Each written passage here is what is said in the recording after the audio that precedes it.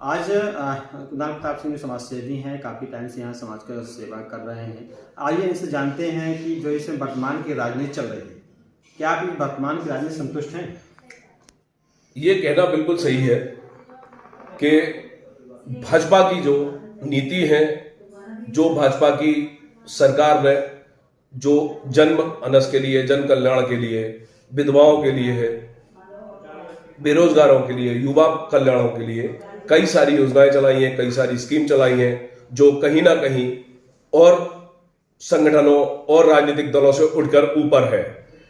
जिस तरह 370 surgical strike,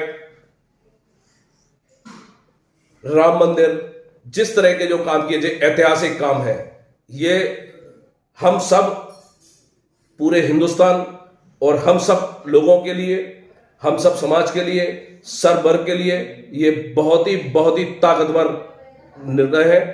और इस पार्टी से हम और हमारा समाज लगभग सभी लोग बहुत ताकत से संतुष्ट हैं। हमारा मानना है कि लगातार जो राजनीति इस तरह चल रहे हैं, युवा भी काफ़ी राजनीति में आगे आ रहे हैं। तो क्या युवा पीढ़ी यदि राजनीति में आते हैं तो क्या राजनीति में बदलाव संभव है?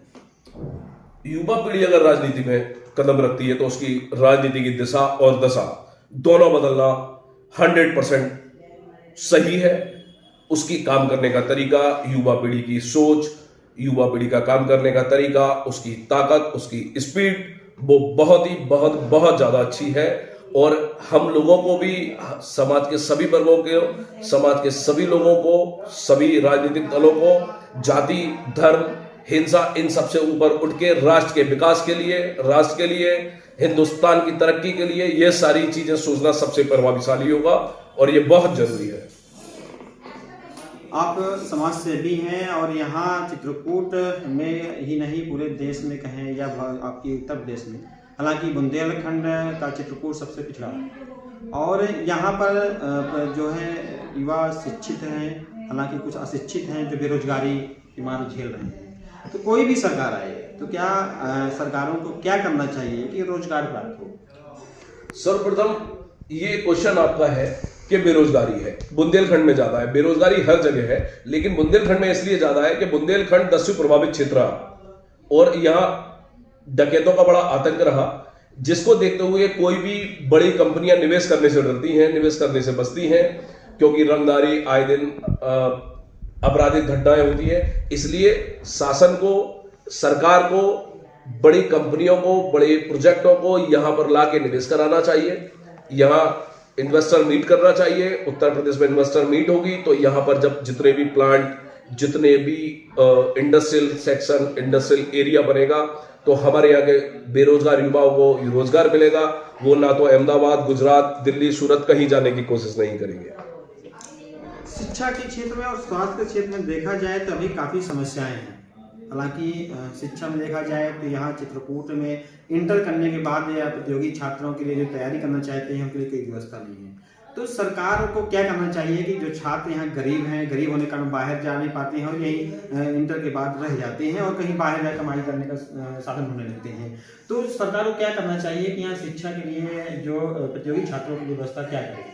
हमारे माननीय सांसद जी आर.के. पटेल जी लगातार इस संबंध में प्रधानमंत्री जी को पत्र लिख चुके हैं, माननीय मुख्यमंत्री जी को पत्र लिख चुके हैं रोजगार, शिक्षा, स्वास्थ्य सुविधाओं के लिए, और वो निरंतर इस प्रयास में है। माननीय योगी जी हैं जो हमारे मुख्यमंत्री हैं, तो वो लगातार इस प्रयास में है और ये जल्दी इस समस्या का निराकरण होगा। यहाँ इस समय जो राजनीति प्रचलन है तो धर्म, जाति और मजहब को लेकर है। हालांकि क्या धर्म, जाति, मजहब को लेकर ये राजनीति होना चाहिए? नहीं, राजनीति धर्म, जाति और मजहब को लेकर नहीं होना चाहिए कभी भी। और भाजपा की जो नीति है वो जाति, धर्म, इन सब से उठकर है। उसका अलग अपना स्टाइल है काम करने का और वो ये चाहती है कि इस तरह से हम सबको भाजपा की अत्यंत जरूरत है। आप एक समाज सेवी हैं, किसी राजनीति से कोई रिजल्ट नहीं है, लेकिन भाजपा से क्यों प्रेरित है? भाजपा से माननीय योगी जी, नरेंद्र मोदी जी, प्रधानमंत्री जी के कार्यों से, उनके काम करने के स्टाइल से, उनका लोगों के प्रति रुझान, उनका लोगों के प्रति कर्तव्य, जो निष्ठा से, जो ईमानदारी से, जो ताकत से, सबके साथ सबका विकास, जिस तरह से हम लोगों को, हमारे हिंदुस्तान को प्रेरित किया है, हम उसके लिए कोटि कोटि धन्यवाद देते हैं माननीय योगी जी, माननीय प्रधानमंत्री नरेंद्र मोदी जी। बहुत बहुत धन्यवाद आपका। ये थे चित्रकूट जिले करबी के समाज सेवी कुणाल प्रताप सिंह, जिन्होंने कहा कि यहाँ पर जो बेरोजगारी की समस्या है वो मात्र दस्यु प्रभावित होने के कारण यहाँ समस्याएं ज़्यादा बढ़ रही हैं। हालांकि दस्यु उन्मूलन का खात्मा हो चुका है, दस्युओं का खात्मा हो चुका है। अब इंडस्ट्रियल एरिया भी यहाँ पर आकर के और अपनी कंपनियाँ स्थापित करेंगे, जिससे रोजगार के साधन बढ़ेंगे और जो बेरोजगार घूम रहे हैं उनको रोजगार मिलेगा, जिससे लोगों को जो बाहर पलायन करते थे उनको पलायन नहीं करना पड़ेगा।